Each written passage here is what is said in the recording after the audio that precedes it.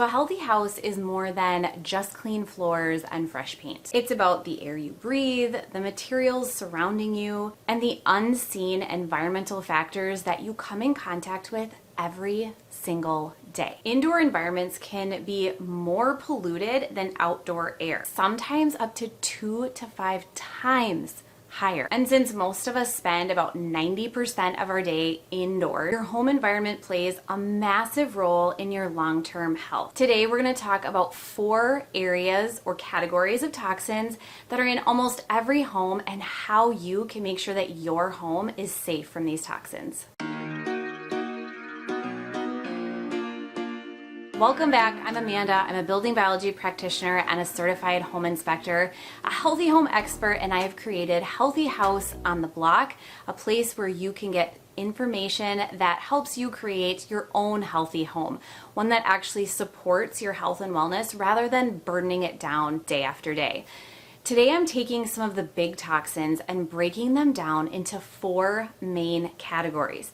And with these categories, we're going to come up with a plan to help you get these out of your house, make sure that your home is safe, and prevent them down the road. So the first category is mold and moisture problems. This is coming from leaks, damp basements, high humidity, or poor ventilation, which can really allow mold to thrive. Even small amounts of moisture behind walls or under floors can create the perfect breeding ground for these really harmful microorganisms and cause huge issues.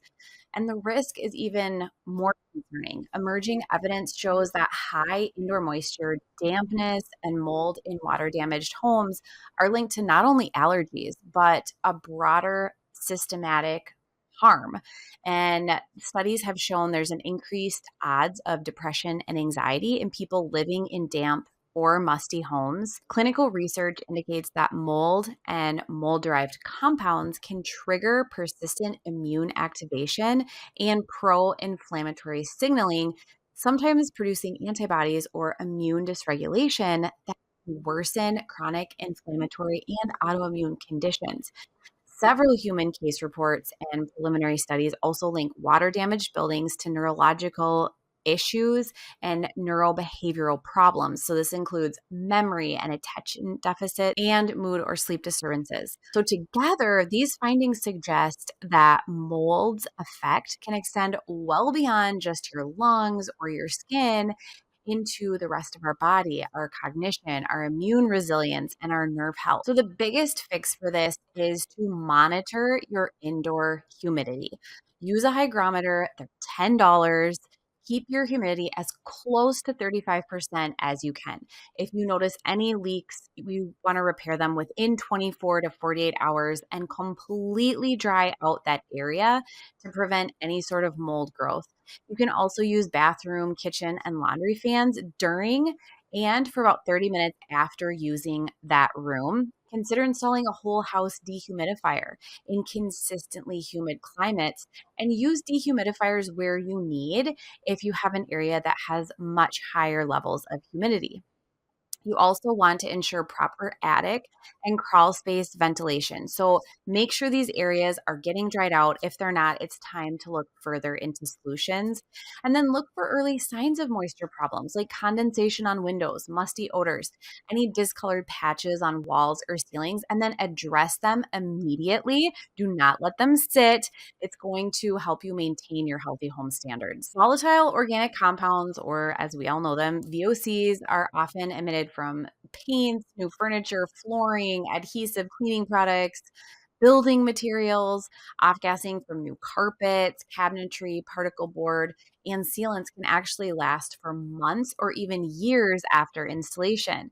And while acute effects like headaches, respiratory irritation, and that sick building syndrome that you hear about are well documented, exposure over months or years is increasingly tied to more serious systemic changes. So, studies show that VOCs can contribute to chronic inflammation, immune dysregulation. This can including shifts that may predispose to autoimmune disease.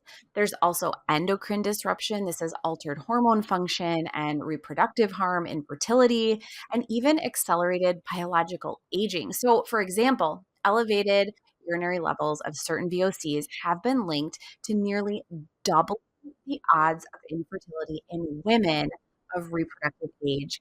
And mixed VOC exposure has been associated with biological aging being increased compared to lower exposures.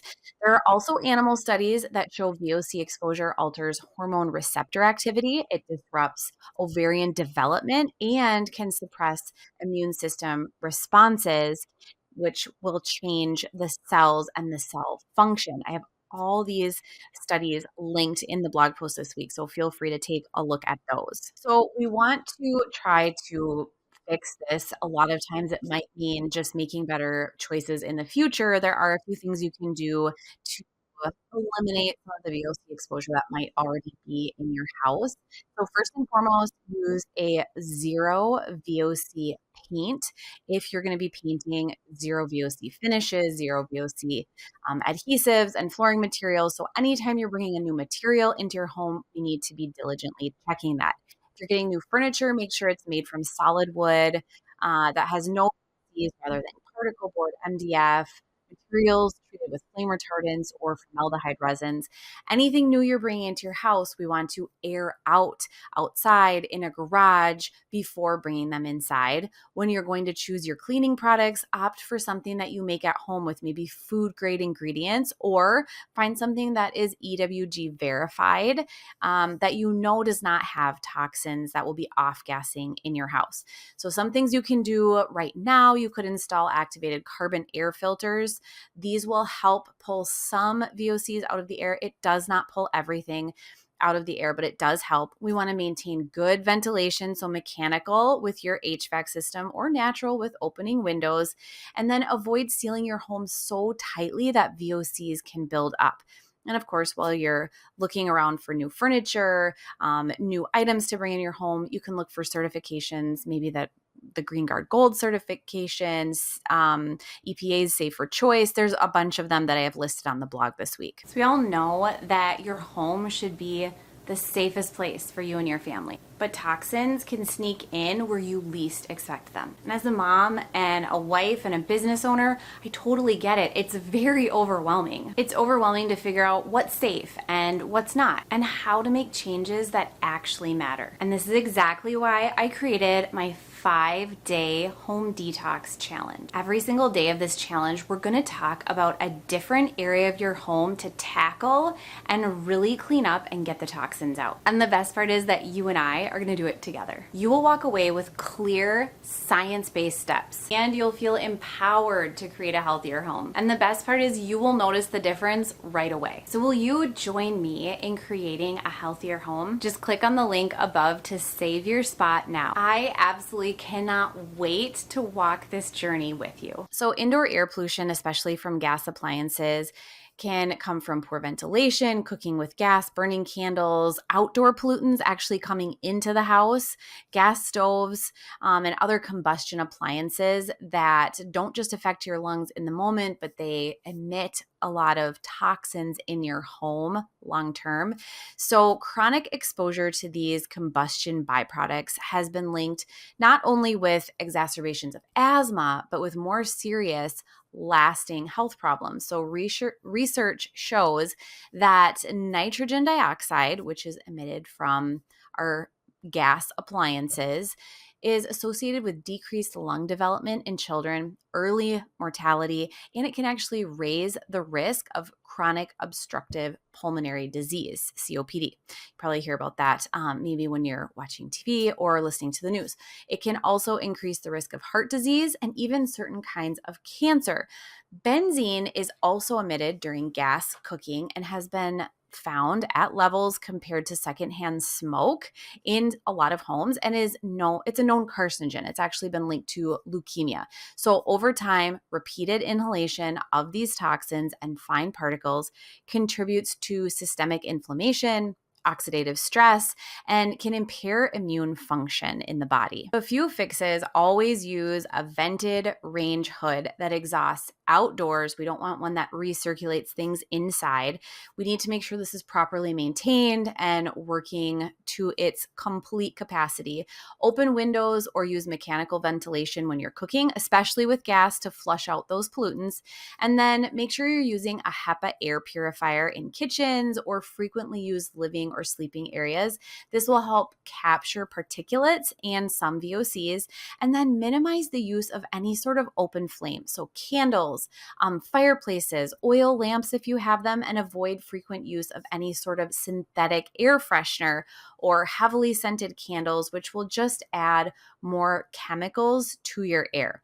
Now, if you're going to be replacing your stove, I would recommend going with just a plain old electric stove. Induction can have higher levels of EMFs that are emitted when you're using that stove. Gas, we just talked about, obviously can have a lot of toxins that you're creating inside your home. We all have dust, and unfortunately, we do know that house dust is very toxic. It is more than just allergens. It's also chemicals like phthalates, flame retardants, bisphenols, PFAS, all kinds of icky things, microbial and organic components. So this is from normal activities: walking, bringing things into your house. It stirs up these particles and they'll end up all throughout your house. So besides the well-known risk of allergy and asthma triggers, toxic house dust is increasingly linked to endocrine disruption. So this is altering hormone signaling, thyroid binding, reproductive development. It was also linked to chronic inflammation and even immune suppression or dysregulation. Studies show that children are especially vulnerable. Indoor dust in homes and childcare settings often carry high levels of phthalates, PCBs, PBDEs, high enough to be concerned with as a parent. So repeated and long-term exposure to these organic and chemical-laden dust particles has been shown to shift innate immune responses, downregulate key antimicrobial genes, and alter your cell profiles, and it can lower resistance to infection. So the effects may not show up immediately, but over months or years, it can really contribute to a lot of issues, including hormonal imbalances, autoimmunity, and an increased disease susceptibility. So the fix for this is going to be very simple. It's literally removing dust from your house. And there's so many ways that you can do this. Washing bedding weekly in hot water is a great way to get rid of dust and dust mites. We want to vacuum regularly, but use a HEPA filter vacuum.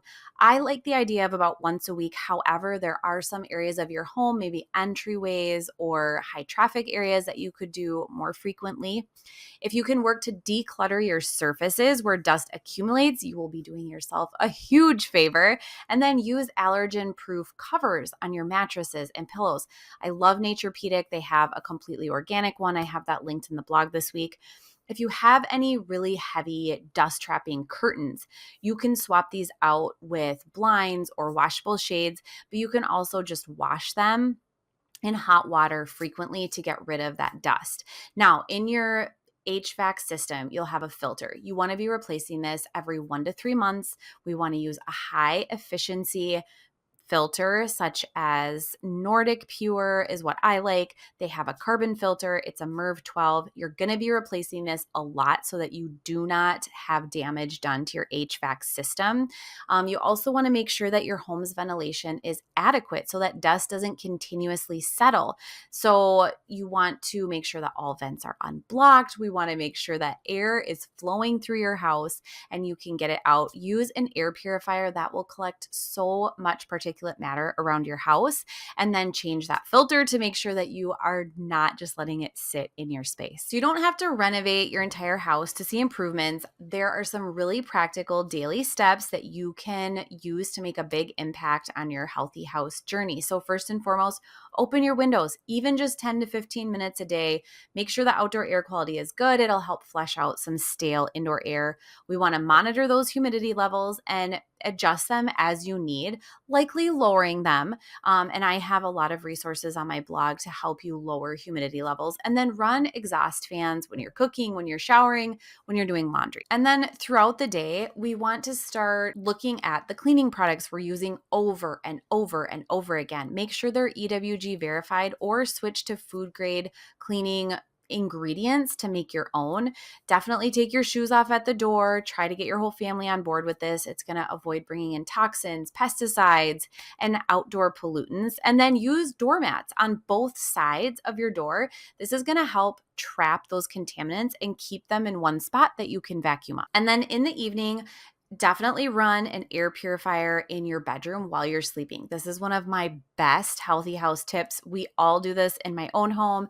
It not only helps people sleep better, it reduces allergic response to things, but it also continuously gets dust out of your air that has been pushed up, and bedrooms can get really dusty. You can also wash your bedding in hot water. I would say this is probably once a week is a good rule of. You also want to ensure that you have proper ventilation in bathrooms after showers. So if you do not have a vented fan, we want to open up a window, bring in a small portable dehumidifier, something to get the humidity out of that space. And then we want to keep those humidity levels very stable with proper HVAC operation. So what this means is running your whole house fan. I like to run it continuously. However, if you do this, you need to make sure that you are changing your filter very frequently so we don't damage your HVAC unit. So if you're ready to make long-term changes, now these are investments and they're going to significantly improve your healthy house status. First, we can look at flooring and surfaces because this is a huge surface area throughout your home. We want to replace any sort of carpet with a smooth surface flooring that is low toxin or completely toxin free, thinking about natural tile, natural hardwood. I do have some low toxin laminate and composite choices on my blog. We want to go with natural fiber area rugs that can easily be washed, and then installing toxin-free finishes on any sort of flooring that we're putting in. Another thing you can look at is water quality improvements. So a whole house filter will help reduce chlorine, heavy metals, and other contaminants. You can also look at a point of use filter like an RO system for drinking water. This is going to purify the water even more. If you have a well, definitely test it annually, and don't forget to filter your shower water. Another area that we can look at is upgrading our HVAC and ventilation. So this is going to look like maybe adding an ERV, which is energy recovery ventilator, or an HRV, heat recovery ventilator. This will help bring in fresh air. Sometimes it's referred to as an air exchanger. If you do not have fans in bathrooms, kitchens, or laundry areas, definitely consider installing bathroom fans that have humidity sensors. They will automatically go on. And then consider a whole house air purification system with HEPA and activated carbon filtration. If you're looking at new appliances, opt for something that maybe is electric as opposed to gas. Again, we don't want induction in our kitchen, but plain old electric is a great way to go. And then as you start planning for future projects, consider using non-toxic building materials like VOC-free plywood or water-based finishes that have no toxins and have a third-party certification. We can use solid wood furniture instead of composite materials, and then select things like insulation that are made from wool as opposed to toxins that are man-made. So I like to prioritize my healthy house plan by going low cost to high investment. And the low cost things are things we're going to do right away. So this is going to look like testing for radon to address if you need a radon mitigation system. This is a toxin that is often overlooked, but definitely a very inexpensive at-home test will help determine if you need this. We want to start looking at our cleaning products, switching those over to either homemade or EWG verified.